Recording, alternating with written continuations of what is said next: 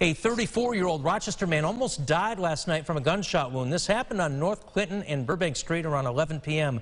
Police say a swift response involving a tourniquet and other civilians helped save his life. Erica DeCoste has more.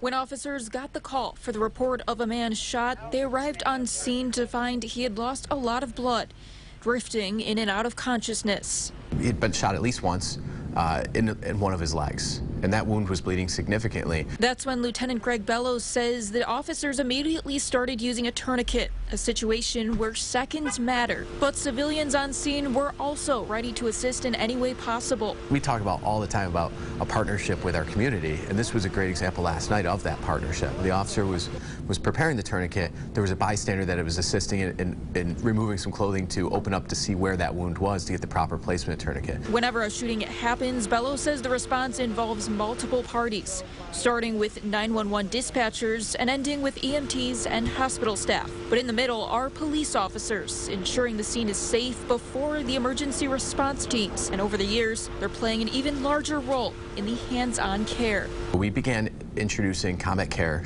medical care, for traumatic things, so gunshots, stab wounds, explosive damage, things along those lines. So they've been issued medical kits that include tourniquets, chest seals for any sort of penetrating chest trauma. Bellows says they're feeling grateful for the man who survived last night, but he hopes to live in a world where these scenarios don't exist. But our hope is that people in the community, when they see something, that they say something. Rochester Police Department has taken over 300 firearms off the streets of Rochester just this calendar year alone.